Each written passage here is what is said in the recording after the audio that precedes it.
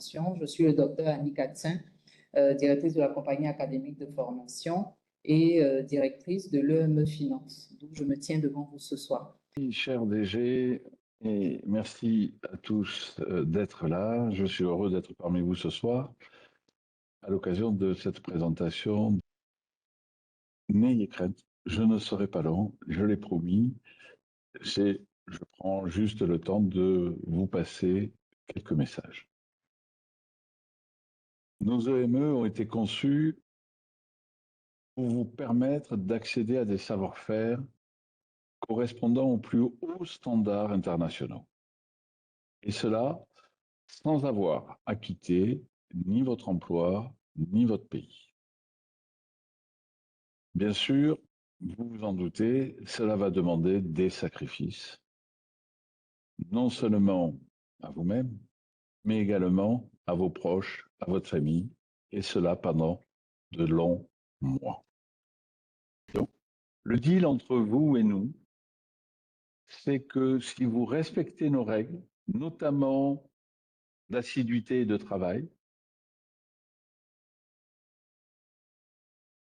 et peu importe le temps qu'il vous faudra pour réussir tous vos modules, l'ensemble de vos rattrapages de reprise de modules seront gratuits.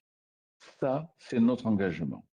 Notre engagement, c'est vous rentrez chez nous à un tarif et vous sortez, vous n'aurez pas payé un centime de plus, un franc de plus. Si vous respectez les règles. Bien entendu, l'ADG expliquera si vous ne les respectez pas. Si vous ne travaillez pas, vous ne faites pas, ben dans ce cas-là, l'engagement, le deal entre nous n'existe plus. Et puis, on n'est pas, c'est pas une auberge espagnole, naturellement, c'est un établissement d'enseignement supérieur de haute qualité et donc on ne fait pas n'importe quoi. Enfin,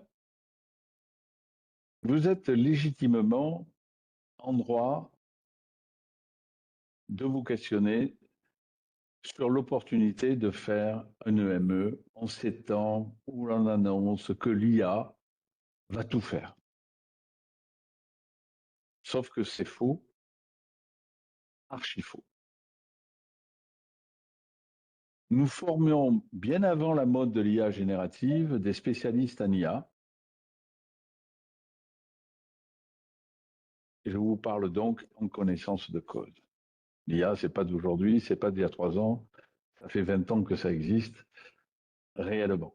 Et même avant, on faisait ce qu'on appelait les systèmes experts, mais on l'appelait pas IA, mais c'est la même chose. Alors, cette IA,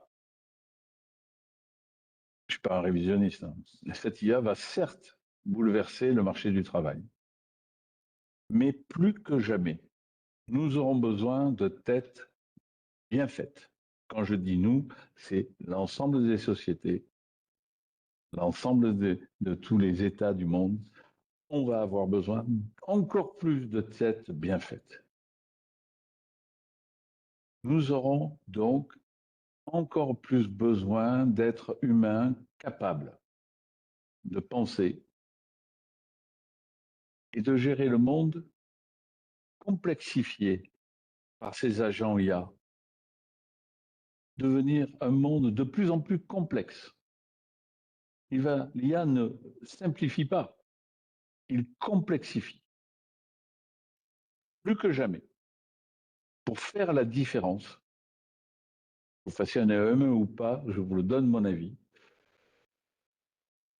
et répondre, pour faire la différence et répondre aux besoins des entreprises et des États, vous devez être en capacité à voir les problèmes, à comprendre les problèmes. Il faut d'abord les voir, à comprendre les problèmes et à trouver les solutions les plus efficientes. Et cela pour encore très longtemps. La machine ne saura pas le faire. C'est pour cela que nous formons des maîtres ingénieurs avec nos EME. J'avais promis à la DG, le docteur Annie Katzin, de ne pas être trop long. Je vais donc lui laisser la parole. Je vous souhaite une bonne réunion en sa compagnie et j'espère peut-être vous rencontrer à une reprise de rentrée, à une réunion de rentrée, mais ça sera avec d'autres éléments. Docteur, je vous laisse la parole. Merci beaucoup, Monsieur Brissot. Merci pour votre intervention. Messieurs, dames, je reviens donc avec vous. Sachez que je suis, et je le rappelle, j'ai vu quelques personnes qui sont arrivées après mon intervention. Je suis le docteur Annie Katzin, directrice de la compagnie académique de formation et directrice de l'EME Finance, d'où je me tiens devant vous ce soir. Alors moi, je suis heureuse de vous présenter notre EME Finance à travers le modèle pédagogique qui est mis en œuvre dans le cadre de cette formation. Il s'agit de la méthode CAF. Alors, donc, je vais vous entretenir essentiellement sur 3 points. Ce que c'est qu'un EME et comment se déroule la formation, et enfin, les singularités de nos EME Finances compte tenu de ces spécialités. Mais avant, je voudrais vous dire quelques mots sur ISAE ISM Paris. Donc, sachez que ISAE ISM Paris, c'est une école d'ingénieurs française, elle est publique. Elle a été créée il y a plus de 70 ans aujourd'hui, au sortir de la Seconde Guerre mondiale, comme l'école d'application de la plus prestigieuse des grandes écoles d'ingénieurs françaises, en l'occurrence l'école polytechnique. Alors, au départ, ISAE ISM Paris était spécialisée dans l'armement. Elle est devenue très vite la référence française et surtout internationale en ingénierie mécanique, c'est-à-dire les voitures, mais aussi les avions ou encore l'aérospatiale. Confrontée à un monde industriel qui est devenu de plus en plus complexe, elle a dû élargir ses compétences. C'est ainsi que ISAE ISM Paris a par exemple été à l'origine du logiciel CATIA, pour lequel Dassault Systèmes a été créé en 1981 et qui a permis de traiter la 3D dynamique dans tous les domaines et désormais partout dans le monde. Alors, elle fait partie intégrante aujourd'hui du groupe ISAE, qui regroupe les plus grandes écoles d'ingénieurs françaises en matière d'aéronautique et spatiale. Sachez qu'avec son département, ISAE ISM Paris Executive Education, cette grande école poursuit son développement généraliste et elle propose aujourd'hui les EME, donc nos exécutifs Masterium d'excellence, sous un format qui a été initialement imaginé et développé par notre institution, c'est-à-dire la compagnie académique de formation, CAF, les EME. Nous sommes donc nous-mêmes d'ailleurs très fiers qu'ISAE ISM Paris et particulièrement son directeur général, le professeur Nicolas Perret, ainsi que le professeur Alain Rivière, recteur de CITEC, nous sommes fiers qu'il nous ait fait confiance, à l'instar des grandes écoles françaises telles que Romed, Cage Business School ou encore l'EN Lyon qui nous ont fait confiance avant elles. À présent, je vais vous parler du modèle pédagogique qui est développé dans le cadre de nos EME Finances.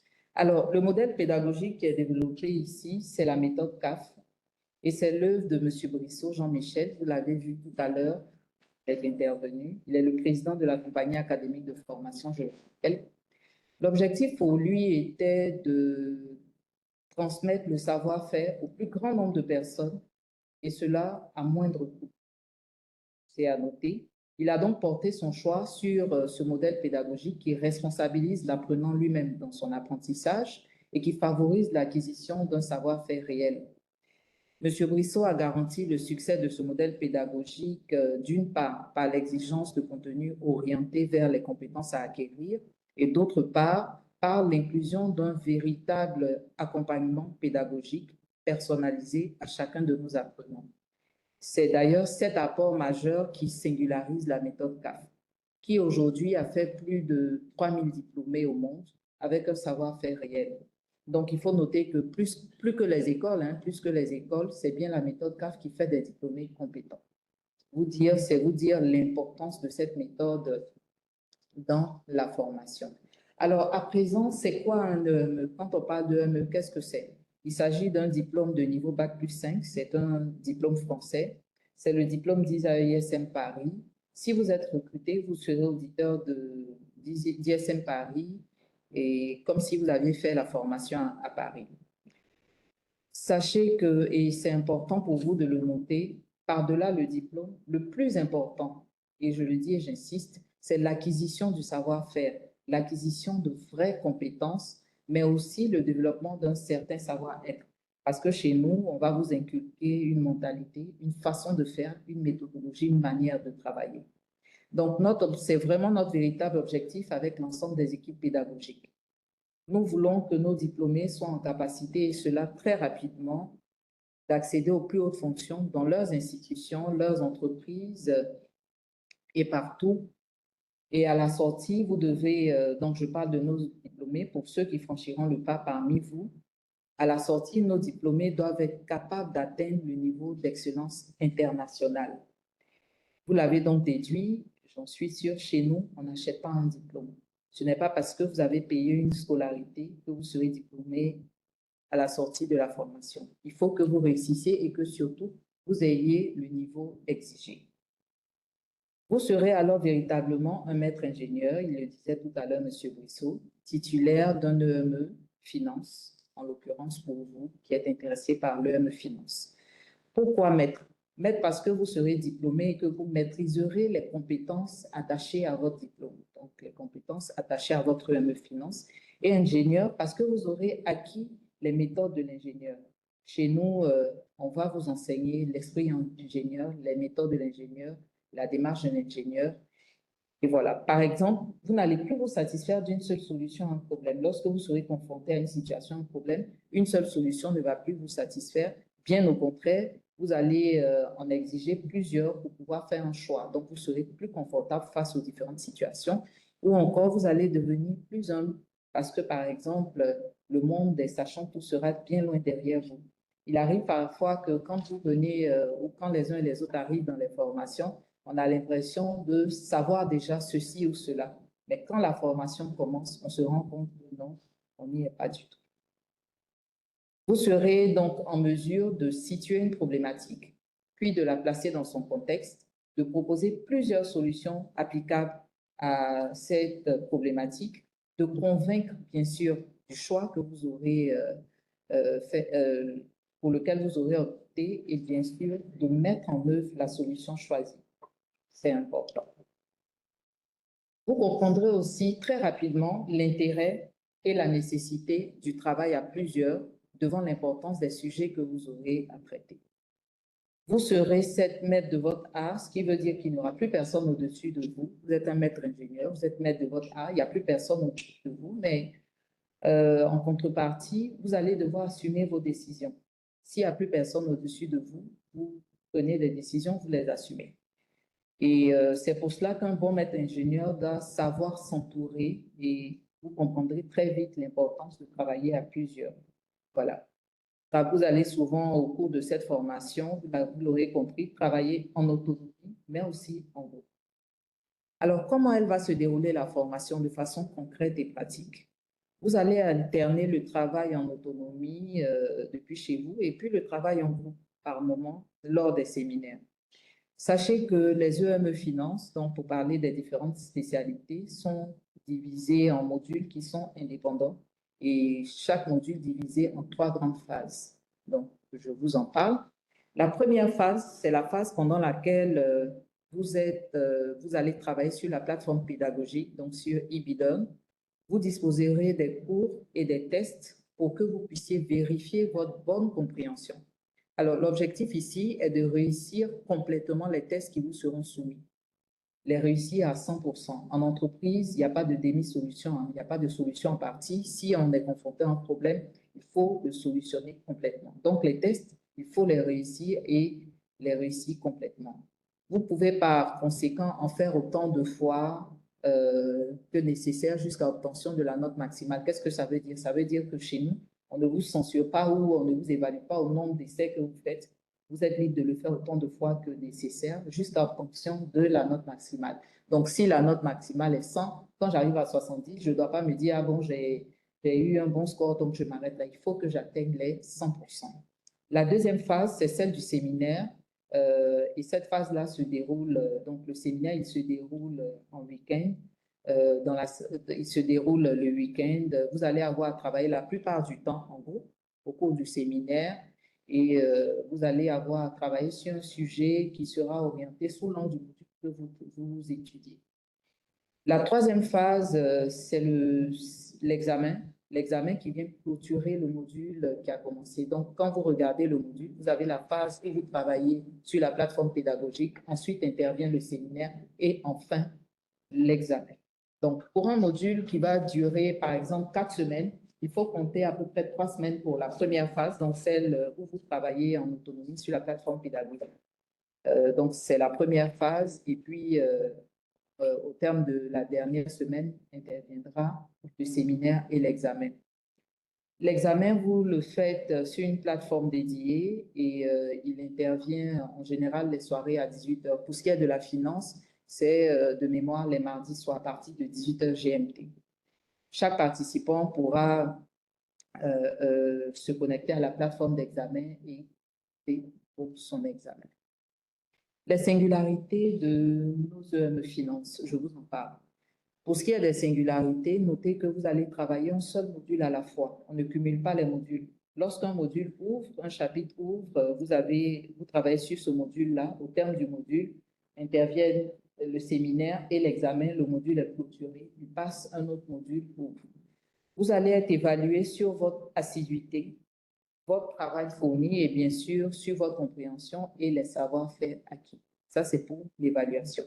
Lors de vos tests, séminaires et examens, vous aurez droit, c'est une particularité chez nous, à toutes vos ressources pédagogiques. Ce que nous, on évalue, ce n'est pas votre mémoire, mais c'est votre capacité à réagir, à travailler face à un cas complexe sur la base de vos acquis, de vos outils pédagogiques. Donc, vous n'êtes pas censuré à ce niveau-là. Ce n'est pas la mémoire qui nous intéresse.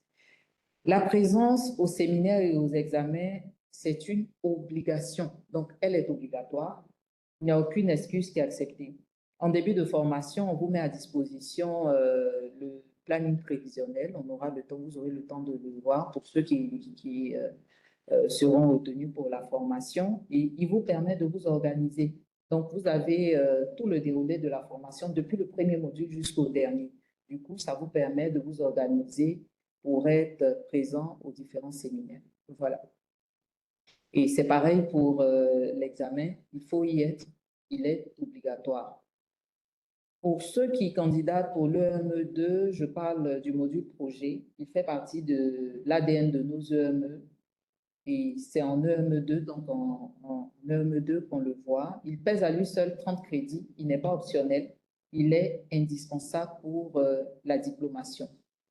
Dans le module projet, qu'est-ce qu'on fait? Vous aurez à traiter en groupe un projet issu d'une problématique réelle sur 6 mois. Pendant 6 mois, vous allez travailler sur une problématique réelle et au terme du projet, vous allez fournir un rapport et vous allez faire une présentation synthétique du projet. Pour la présentation, c'est une question qui vient souvent. Vous n'aurez pas à vous déplacer. Chacun participe à la présentation depuis chez lui. Voilà. Donc, avant de passer à la présentation du programme, quelques modalités pratiques pour les candidatures. Sachez que la préinscription se fait en ligne via notre site. On va vous l'afficher en ligne. Vous affichez le lien du site en ligne. Et pour ceux qui sont ici, vous l'avez sur les affiches que vous avez quand vous a distribué. Donc, ismparis.bilon.ac. Et une fois votre préinscription est effectuée, vous pourrez compléter votre dossier directement en ligne avec tous les documents qui sont demandés. Si vous avez le moindre souci, vous pouvez vous contacter. On se fera un plaisir de vous assister. Donc, après validation du dossier, vous recevez une convocation pour un test qui dure environ 40 minutes. En général, bon, il arrive parfois que certains sont intimidés par le test, mais je tiens à vous rassurer, il faut y aller. Le test nous permet d'avoir des informations. La décision, elle est motivée par l'ensemble de vos soumissions, donc tests, dossiers et tout. Donc, quand vous recevez la convocation à passer le test, il faut y aller immédiatement. La décision du jury, elle vous sera communiquée rapidement afin de vous permettre de vous préparer pour le démarrage de la formation. Et en cas d'admission, le service financier vous contactera pour vous proposer un échéancier afin de confirmer votre inscription. Donc, les frais de scolarité, je le rappelle, pour ce qui est de l'EME2, s'élèvent à 2 775 €, soit 1 820 000 francs, et pour l'EME1 à 1 430 €, soit 940 000 francs. Les dates importantes que vous devez retenir, c'est les dates de la rentrée. Pour l'EME1, 15 avril, pour l'EME2, 22 avril. Nous y sommes presque, donc il ne faut pas hésiter, il faut y aller. Les jurys d'admission ont commencé, ne perdez pas de temps, il faut vraiment y aller. Voilà. Alors, je voudrais terminer avant d'aller au programme, même si je vais en parler tout à l'heure, souligner la qualité de l'équipe pédagogique. Vous avez la chance de bénéficier, dans le cadre de nos EME Finances, d'une équipe pédagogique composée de passionnés de finances qui aiment partager leur passion. C'est vraiment une opportunité. Il faut candidater, n'hésitez pas. Vous allez pouvoir profiter de leur expérience et bénéficier de leur science. Donc, c'est très important, il faut y aller. Alors, donc, à présent, je vais vous partager mon écran. Je vais vous partager mon écran pour vous présenter le programme de formation.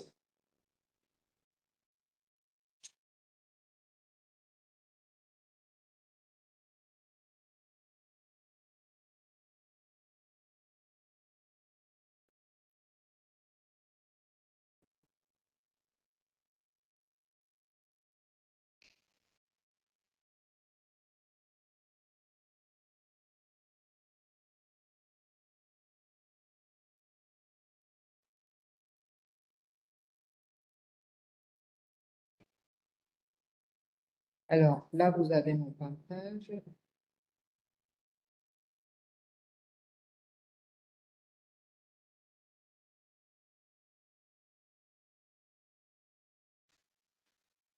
Alors, donc, comment est organisé? On va commencer la présentation du programme par le Finance, qui est constitué de 6 modules, comme vous pouvez le voir. Les fondamentaux de la finance, la systémique 1 et systémique 2, la décision d'investissement, outils et méthodes, les financements, et puis ensuite la pratique écrite de l'anglais. Donc, on va aller plus au détail. S'agissant des fondamentaux de la finance, il s'agit pour nous de de vous présenter l'histoire de la finance. Vous étudiez la finance, il est important que vous sachiez d'où vient la finance. On peut avoir l'impression que la finance est très récente, mais vous vous apercevrez avec peut-être étonnement que la finance existe depuis le début de la civilisation. Vous verrez, c'est un chapitre très intéressant. Ensuite, on vous donne quelques notions sur la valeur temps de l'argent pour que vous voyez le rapport du temps avec le rapport du temps sur l'argent, quelle est l'implication. On parlera aussi dans le cadre de ce module-là du célèbre coût qui guide la finance, c'est-à-dire le rendement et le risque. Il s'agira aussi dans ce module 1 là, de faire le point sur les outils de diagnostic financier. Bon, ce sont des éléments sur lesquels la finance pourrait s'appuyer. C'est des éléments de comptabilité sur lesquels la finance s'appuie pour ses opérations. Et enfin, un chapitre qui va porter sur Excel pour la finance. Pourquoi Excel pour la finance? Vous allez le voir assez tôt lorsque les modules vont commencer. Vous allez travailler avec Excel pour tout ce qui est modélisation, pour l'ensemble du programme. Donc, on vous met ce petit chapitre-là pour vous initier et vous encourager à aller au-delà. Au module 2, alors, donc au module 2, vous aurez un module de systémique 1. Ça peut peut-être vous désorienter quelque peu parce que on sort un peu du cadre de la finance, mais le choix de mettre la systémique dans notre programme de finance, donc dans notre EME1 finance, et d'ailleurs, il est dans tous nos EME, ce soir on parle de la finance, notre EME1 finance, c'est une volonté stratégique de permettre à l'ensemble de nos diplômés, donc de ceux qui vont aller au terme des formations, d'avoir des connaissances sur la systémique du fait de la complexité de plus en plus importante de notre monde. Il faut des outils qui vont vous permettre de faire face au développement. Il en parlait tout à l'heure, M. Brissot, de l'IA. Donc, on pourra y revenir en détail selon vos questions. Donc, il s'agira ici, dans ce module, de faire une introduction à la systémique, vous donner les notions de base, c'est quoi la systémique, de quoi ça traite. On va vous donner des notions aussi sur la modélisation systémique, les simulations des données systémiques avec Excel.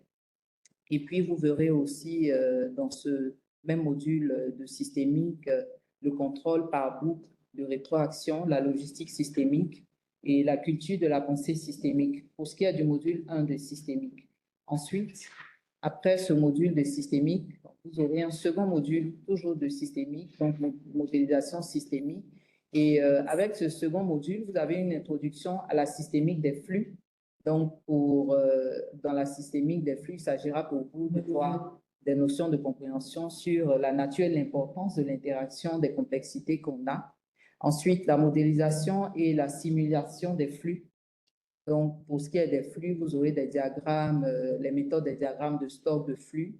Et ce module de systémique, quand on arrivera à la présentation de l'équipe pédagogique, je vous le présenterai, le professeur en charge, spécialiste de cette question-là.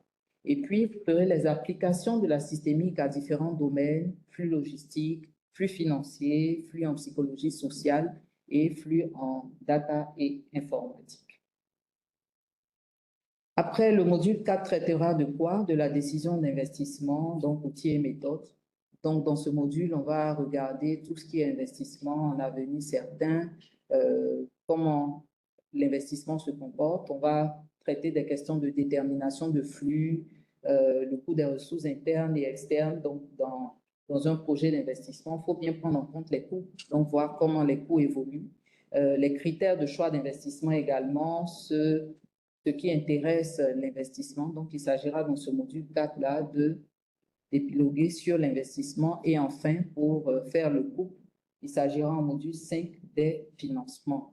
Et parlant des financements, on verra les différentes options que nous avons en matière de financement, donc les capitaux propres, la dette également, le crédit bail, et puis la gestion du besoin de fonds de roulement. Donc, on va regarder le fonds de roulement et le budget des trésoreries pour vraiment faire un 360 sur la question du financement.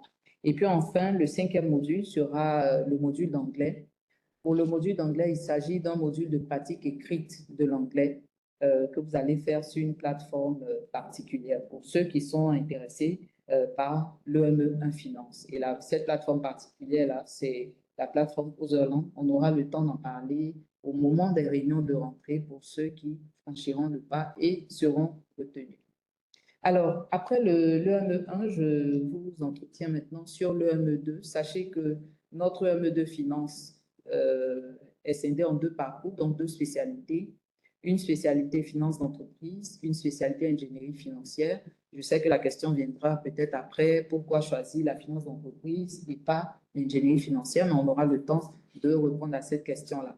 Et donc, dans la structuration de l'EME1 Finance, de l'EME Finance, pardon, les deux parcours ont 6 modules en commun, donc les modules 1 à 6 et 3 modules de spécialité chacun. Donc, on va aller au détail pour voir la composition des modules.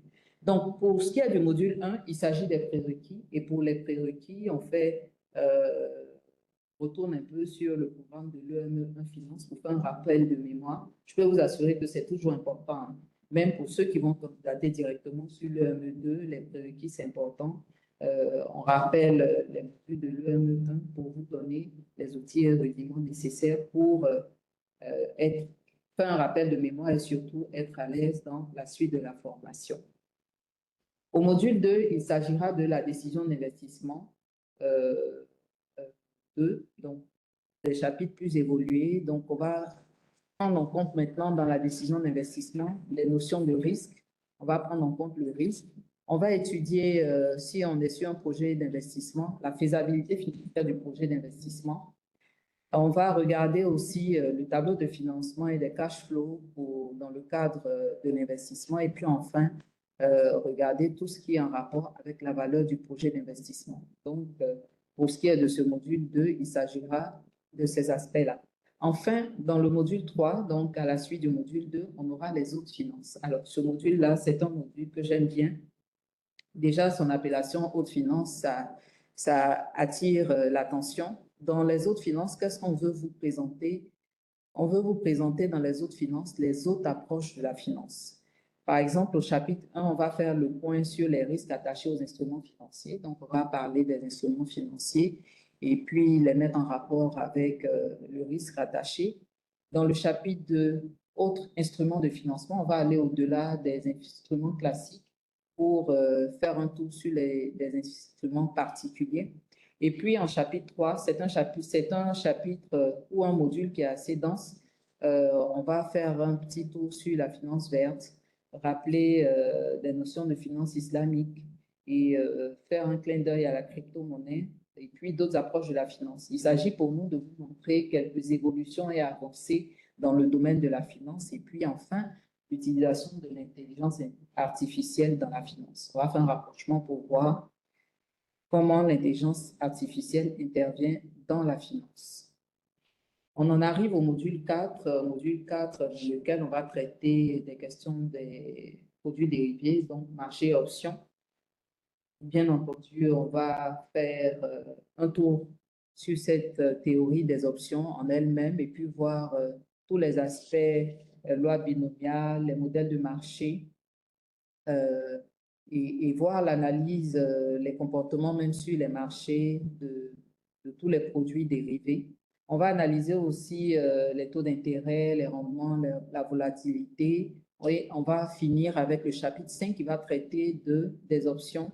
On va analyser le risque qu'on court avec les options et les différents produits dérivés. Dans le chapitre 5, nous allons voir l'évaluation des sociétés, donc l'évaluation des sociétés à travers trois méthodes distinctes, trois méthodes différentes pour vous présenter les notions d'évaluation des sociétés, donc la méthode analogique, la méthode intrinsèque et les méthodes substantielles. Ces méthodes-là feront l'objet du chapitre 5 sur l'évaluation des sociétés.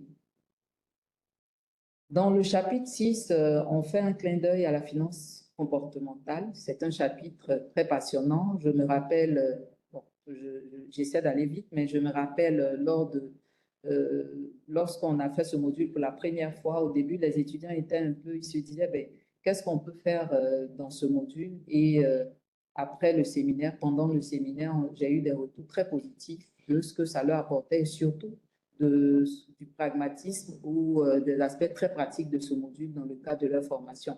Donc, il s'agira de voir les questions de représentation et des modes individuels de décision, comment on est influencé, comment nos décisions sont influencées par des biais comportementaux tous les jours dans le cadre de notre activité, par exemple des biais d'excès de confiance et de représentation et tout. Donc, vous pourrez l'apprécier dans ce chapitre. Donc, au terme de ce chapitre 6-là, les modules communs des deux spécialités s'achèvent et maintenant, on passe au module de spécialité par spécialité. D'abord, la finance d'entreprise. On poursuit pour ce qui est de la finance d'entreprise avec le premier module de spécialité qui est la finance à l'international, donc mesure et couverture du risque. On va parler du panorama du risque, on va regarder les politiques de risque, le risque de change, on va voir comment vont se faire les investissements, le risque de contrepartie, le risque de crédit, tous ces aspects-là dans les transactions internationales. Au module 8, il sera question du BFR et la prévention du risque. Comment on va traiter le BFR? On va prendre en compte dans ce module-là tous les postes en rapport avec le BFR, donc les clients, les stocks et les fournisseurs pour l'étude du BFR et puis envisager l'optimisation du BFR. Au module 9, il s'agira de quoi? De gestion de trésorerie. Donc, toujours en rapport avec le risque, prévention du risque.